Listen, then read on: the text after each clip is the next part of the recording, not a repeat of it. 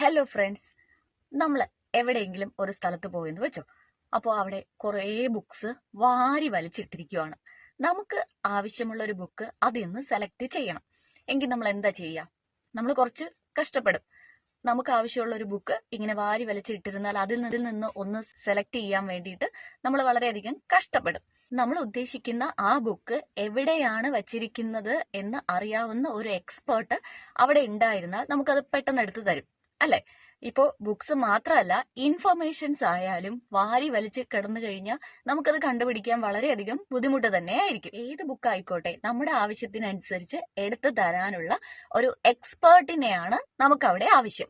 ഇങ്ങനെ വരുന്ന കേസുകളിൽ നമുക്ക് ആവശ്യമുള്ള ബുക്സ് എവിടെയാണ് ഇരിക്കുന്നത് എന്നറിയാവുന്ന ഒരു വ്യക്തി, അദ്ദേഹത്തെ ഡെവലപ്പ് ചെയ്തെടുക്കാനുള്ള ഒരു കോഴ്സാണ് ലൈബ്രറി ആൻഡ് ഇൻഫർമേഷൻ സയൻസ്.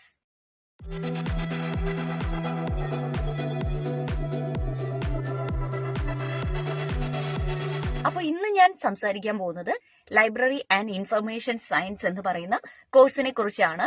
വളരെയധികം ഇൻട്രസ്റ്റ് ഉള്ള ആൾക്കാരാണ് ഈ ഒരു ഫീൽഡിലേക്ക്, ലൈബ്രറിയൊക്കെ ഇഷ്ടപ്പെടുന്ന, ബുക്സുകളെ ഇഷ്ടപ്പെടുന്ന വ്യക്തികളാണ് ഈ ഒരു ഫീൽഡിലേക്ക് അധികവും കടന്നു വരുന്നത്.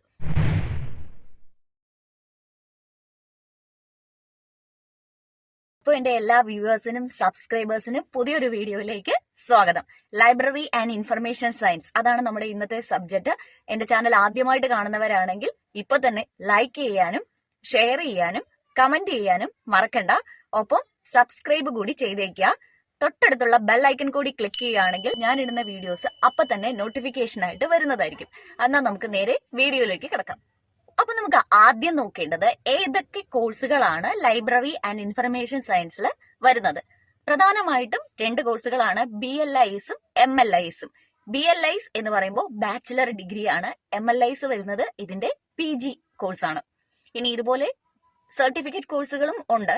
BLIS bachelor of library and information science, അല്ലെങ്കിൽ BLS എന്നും പറയാറുണ്ട്, ബാച്ചിലർ ഓഫ് ലൈബ്രറി സയൻസ്. അതുപോലെ തന്നെയാണ് MLISും, അത് അതിന്റെ PG കോഴ്സാണ്. MLIS master of library and information science, അല്ലെങ്കിൽ മാസ്റ്റർ ഓഫ് ലൈബ്രറി സയൻസ്. നമുക്ക് ആദ്യം BLISനെ കുറിച്ച് നോക്കാം. BLIS എന്ന് പറയുന്നത് ഏതൊരു ഡിഗ്രി കഴിഞ്ഞ കുട്ടിക്കും ജോയിൻ ചെയ്യാൻ പറ്റുന്ന കോഴ്സാണ്. ഏതൊരു സബ്ജക്റ്റ് ആയിക്കോട്ടെ, ഡിഗ്രി കംപ്ലീറ്റ് ചെയ്ത് കഴിഞ്ഞാൽ നമുക്ക് BLIS കോഴ്സിന് അപ്ലൈ ചെയ്യാം. Bachelor of library and information സയൻസിന്റെ ഡ്യൂറേഷൻ എന്ന് പറയുന്നത് 1 ഇയർ ആണ്. ഇതിന് വേണ്ട ക്വാളിഫിക്കേഷൻ എന്ന് പറയുന്നത് ഏതൊരു സബ്ജക്റ്റില് ഡിഗ്രി എടുത്തു കഴിഞ്ഞാലും നമുക്ക് ഈ ഒരു കോഴ്സിന് അപ്ലൈ ചെയ്യാം. മാക്സിമം മാർക്ക് എന്ന് പറയുന്നത് 50% ആണ്. 50% to 60% വരെ. ഇതാണ് ഇതിന്റെ ക്വാളിഫിക്കേഷൻ എന്ന് പറയുന്നത്. ഇനി bachelor of library and information science കഴിഞ്ഞു കഴിഞ്ഞാൽ നിങ്ങൾക്ക് ഡയറക്റ്റ് ആയിട്ട് തന്നെ master of library and information സയൻസിന് ജോയിൻ ചെയ്യാം. +2 കഴിഞ്ഞ ഉടൻ BLIS ജോയിൻ ചെയ്യാൻ പറ്റില്ല. ഡിഗ്രി കഴിഞ്ഞിരിക്കണം. ഡിഗ്രി കഴിഞ്ഞ് മാക്സിമം 50% മാർക്കുള്ള കുട്ടികൾക്ക് BLISന് അപ്ലൈ ചെയ്യാം.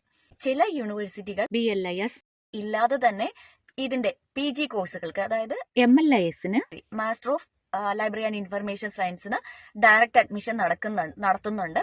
പക്ഷെ അതെങ്ങനെയാണെന്ന് വെച്ചാൽ അവിടെ BLISും MLISും കൂടി ഒരുമിച്ച് ഒരു പാക്കേജ് ആയിട്ടാണ് വരുന്നത്. അതാണ് ഇന്റഗ്രേറ്റഡ് കോഴ്സ് എന്ന് പറയുന്നത്.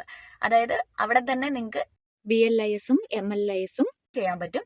അപ്പോൾ 1 to 3 ഇയേഴ്സ് വരെ വരുവാണ്. കാരണം അതൊരു ഇന്റഗ്രേറ്റഡ് കോഴ്സ് ആണല്ലോ. അപ്പൊ അത് രണ്ടും കൂടി ഒരു പാക്കേജ് ആയിട്ടാണ് വരുന്നത്. അങ്ങനെയും ചില യൂണിവേഴ്സിറ്റികൾ കോഴ്സ് നടത്തുന്നുണ്ട്. അതിനും നിങ്ങൾക്ക് ജോയിൻ ചെയ്യാം. ശരിക്കും master of library and information science MLISന്റെ ഡ്യൂറേഷൻ എന്ന് പറയുന്നത് 1 ഇയർ ആണ്. പക്ഷെ ഇന്റഗ്രേറ്റഡ് കോഴ്സ് ആവുമ്പോൾ BLISും കൂടി വരുന്നത് കൊണ്ടാണ് ഈ 1 ഇയർ എന്നുള്ളത് 3 ഇയേഴ്സ് വരെ ആകുന്നത്. ഇനി നമുക്ക് MLISനും, അതായത് PG കോഴ്സിനും ഡിഗ്രി കോഴ്സിനും ബാച്ചിലർ കോഴ്സിനും BLISനും എന്താണ് പഠിക്കാനുള്ളത് എന്ന് നോക്കാം.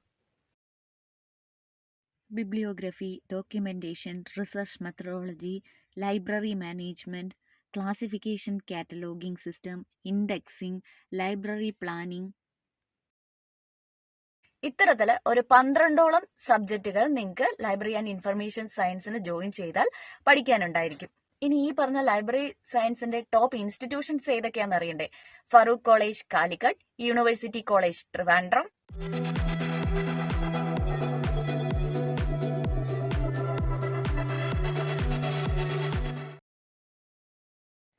ഈ പറഞ്ഞ ലൈബ്രറിയൻ കോഴ്സുകളിൽ ഡിഗ്രി കോഴ്സുകളും PG കോഴ്സുകളും അല്ലാതെ നിങ്ങൾക്ക് വേണമെങ്കിൽ ഇതിൽ PhD റിസർച്ച് ഒക്കെ ചെയ്യാവുന്നതാണ്. ഇനി ഞാൻ പറയാൻ പോകുന്നത് certificate course in library and information സയൻസിനെ പറ്റിയാണ്. ഈ ഒരു കോഴ്സിന് ജോയിൻ ചെയ്യാൻ ഏജ് ലിമിറ്റ് ഇല്ല. 10th പാസ്സാണ് ഇതിന്റെ മിനിമം യോഗ്യത എന്ന് പറയുന്നത്. അതുപോലെ 6 മാസത്തെ കോഴ്സാണ് ഇത് വരുന്നത്. അപ്പൊ നിങ്ങൾ ഓർക്കേണ്ടത് bachelor of library and information science പഠിക്കണമെങ്കിൽ നമ്മുടെ കയ്യിൽ ഏതെങ്കിലും ഒരു ഡിഗ്രി ഉണ്ടായിരിക്കണം. ഇനി ലൈബ്രറി ആൻഡ് ഇൻഫർമേഷൻ സയൻസിന്റെ സർട്ടിഫിക്കറ്റ് കോഴ്സാണ് ചെയ്യുന്നതെങ്കിൽ 10th പാസ് ഔട്ട് ആയാൽ മാത്രം മതിയാകും. ഇതൊരു 6 മാസത്തെ കോഴ്സാണ്, ഇന്റേൺഷിപ്പും ഒക്കെ ആയിട്ട് വരുന്നത്. ഇനി master of library and information science പഠിക്കുകയാണെങ്കിൽ BLIS, പാസ്സായിരിക്കണം. MLIS, കഴിഞ്ഞു കഴിഞ്ഞാൽ നിങ്ങൾക്ക് UGC നെറ്റ് എഴുതാം, ഇനി PhD റിസർച്ച് ചെയ്യാം. അങ്ങനെ ഒരുപാട് ഓപ്ഷൻസ് ഉണ്ട്. നല്ലൊരു കോഴ്സാണ് കേട്ടോ. ഞാനും ചെയ്തതാണ് ഈ course, library and information science. ഇത് പഠിച്ചു കഴിഞ്ഞാൽ നിങ്ങൾ ഓർക്കേണ്ടത് നമുക്ക് ലൈബ്രറിയൻ ഒക്കെ ആകാൻ പറ്റും, അസിസ്റ്റന്റ് ലൈബ്രറിയൻ, പിന്നെ സ്കൂളുകളിലെ ലൈബ്രറിയിലെ കോളേജ്, ഇപ്പൊ ലൈബ്രറി ഇല്ലാത്തത് എവിടെയാ ഉള്ളത്, അവിടെയൊക്കെ നമുക്ക് വർക്ക് ചെയ്യാനായിട്ട് പറ്റും. പിന്നെ PSC എക്സാംസ് ഒക്കെ നമുക്ക് എഴുതാനായിട്ട് പറ്റും. അപ്പൊ ഒരുപാട് വേക്കൻസീസും നമ്മുടെ മുന്നിൽ തുറന്നു കിടപ്പുണ്ട് ഈ ഒരു കോഴ്സ് ചെയ്ത് കഴിഞ്ഞാൽ. ജോബ് ഓപ്പർച്യൂണിറ്റീസ് ഏതൊക്കെയാണെന്ന് നമുക്കൊന്ന് നോക്കിയാലോ. ലൈബ്രറിയൻ ആയിട്ടും information analyst, documentation officer, library officer, cataloguer ആയിട്ടും, അതുപോലെ ഡെപ്യൂട്ടി ലൈബ്രറിയൻ ആയിട്ടും, ലൈബ്രറി ആൻഡ് ഇൻഫർമേഷൻ ഓഫീസർ ആയിട്ടും, സീനിയർ ഇൻഫർമേഷൻ അനലിസ്റ്റ്, ഇങ്ങനെ ഒരുപാട് വേക്കൻസീസ് ഉണ്ടാകും. അപ്പോൾ ലൈബ്രറി ആൻഡ് ഇൻഫർമേഷൻ സയൻസിൽ പ്രധാനമായിട്ടും വരുന്നത് 3 തരത്തിലുള്ള കോഴ്സുകളാണ്. സർട്ടിഫിക്കറ്റ് കോഴ്സുകൾ, ഡിഗ്രി കോഴ്സുകൾ, PG കോഴ്സുകൾ. ഇനി ഇത് കഴിഞ്ഞിട്ട് PG നെറ്റ് ഒക്കെ എടുക്കാനായിട്ട് കഴിയും.